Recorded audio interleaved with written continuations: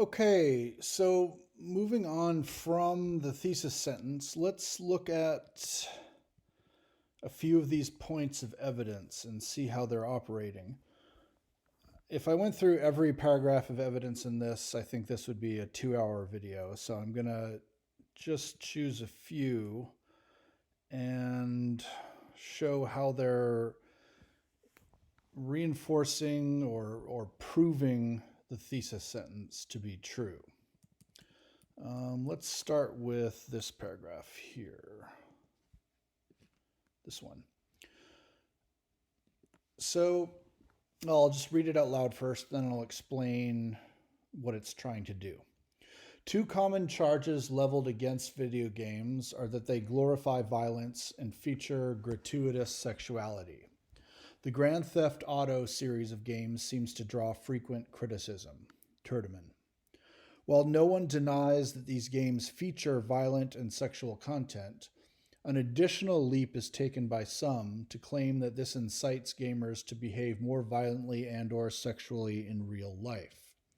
The idea, while plausible, is by no means established science. In fact, a reputable scientific study has found that there is no proof of the quote assertion that a violent game will cause substantial increases in real-world aggression. Williams and Skoric, 217. Okay, so I'm in my first couple of paragraphs of providing evidence for my thesis. And notice how this backs up my thesis sentence by using a scientific study, right? So, in a sense, I guess what I'm doing here in this paragraph is working to discredit what might be called the conventional wisdom about video games. This idea that video games are negative and that they can increase sort of bad behavior, whatever that might be, among people who play them. And this essay was written, I guess, 8 years ago now. I don't know if this is still the case, but Grand Theft Auto at that time, anyway, seemed to come up again and again in this public debate about video games as being somehow basically bad for morality. So it's good to bring in, this was part of the current conversation about video games and part of the stereotyping of video games as being negative or causing negative effects. So I chose to speak against that in service of my thesis that video games have positive effects. Does that make sense?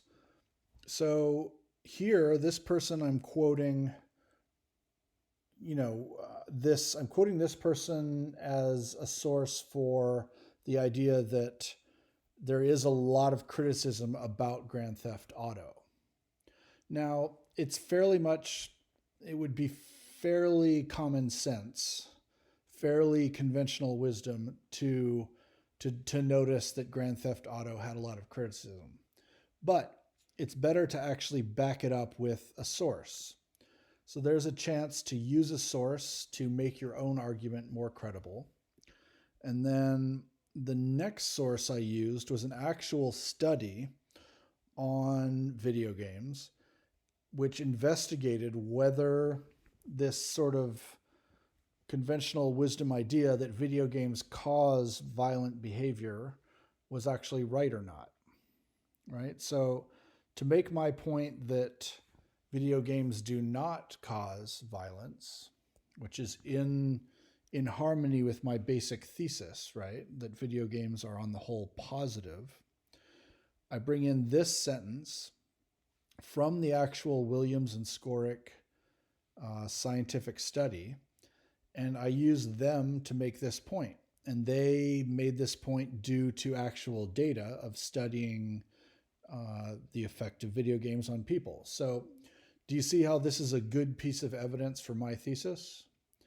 Rather than just saying, I don't think that video games make people more violent, which is just an opinion, right? There's not really anything backing that opinion up. So rather than just saying that, I quoted a reputable scientific study that said that. and I actually used their words here.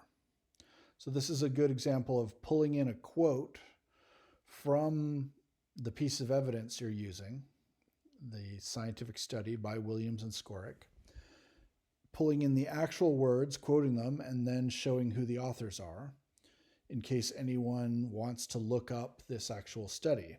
And we'll get more into MLA in a later video, but just to show you, if we go all the way down to the works cited page, we could look through here if we wanted to and find that study. And this is what's called a citation, right? So the reader would have seen that paragraph I just showed you and seen the little citation up there, and then come down to find the full information about that scientific study. If they want to, they could look it up online. They could find out when it came out, what the title is, and where it's published on the internet. So that's just a brief example of how citations work. I'll go back up to the paragraph we were on. And let's see. So moving forward,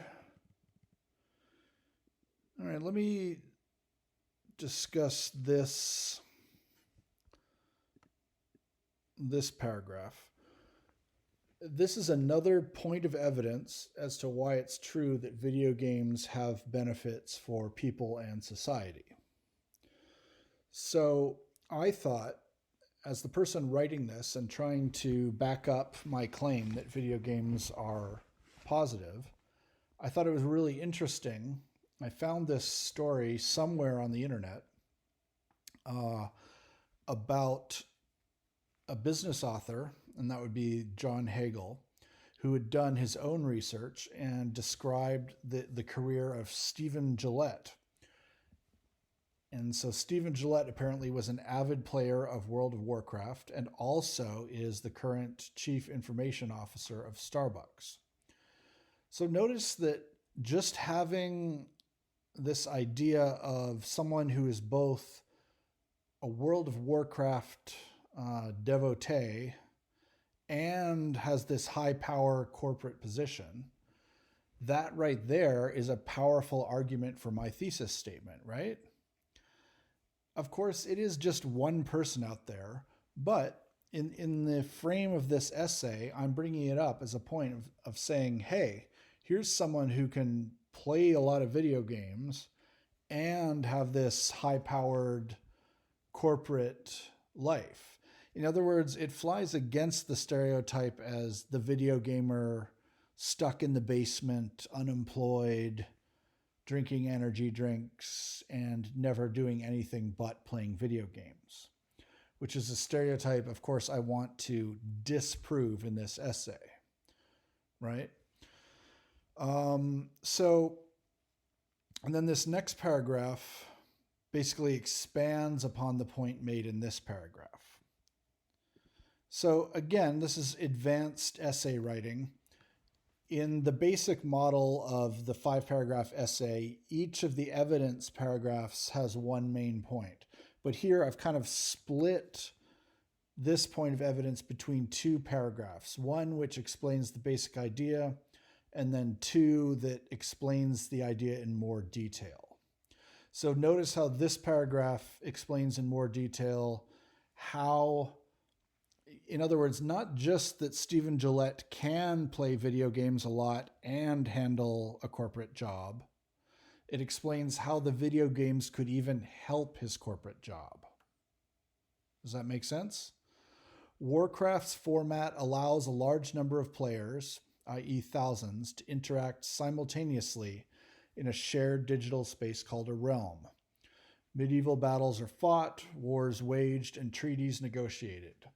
If this large a number of players are interacting, negotiation and group dynamics will unavoidably be part of the mix.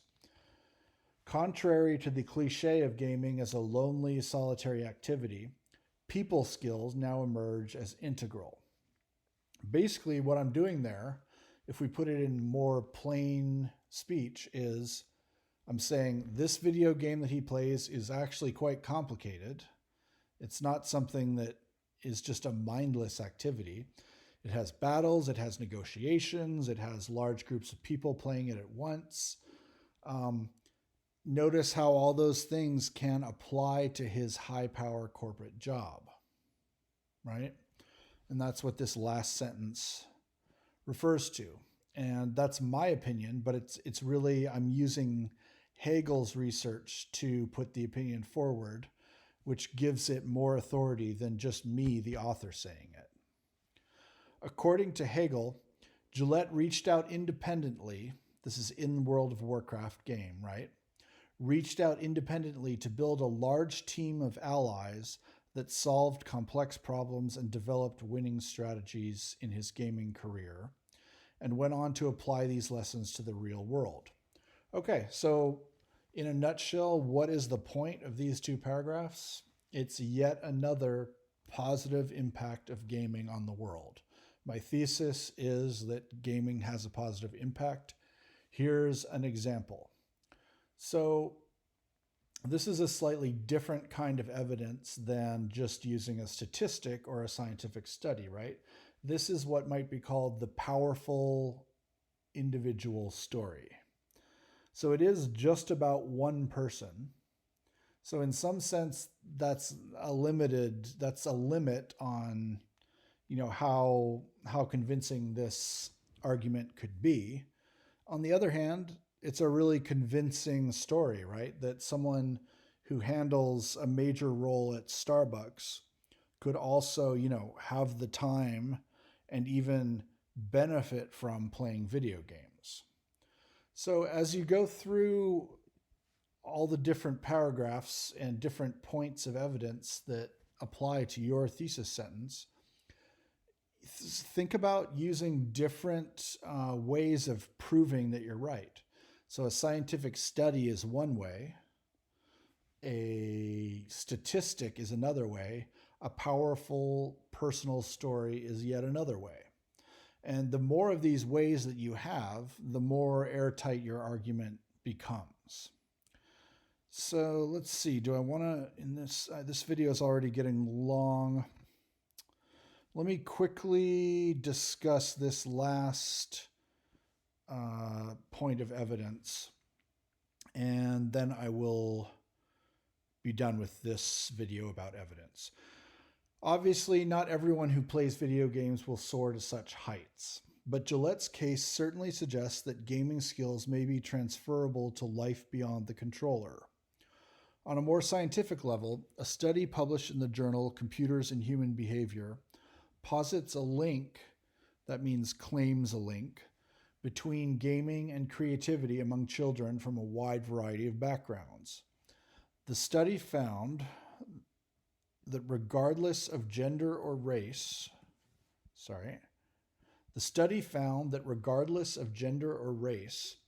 greater video game playing was associated with greater creativity. Jackson et al. 1. So again, now I'm going for a different point of evidence from the personal story of Stephen Gillette, right? I'm bringing it back to a scientific study. And this scientific study, which I found somewhere on the internet, claims that due to its research, it believes that larger amounts of video game playing are associated with larger amounts of creativity in a child. So that, again, is a powerful point of evidence that backs up my idea, my thesis, that video games are somehow good for society. All right, I think that's enough.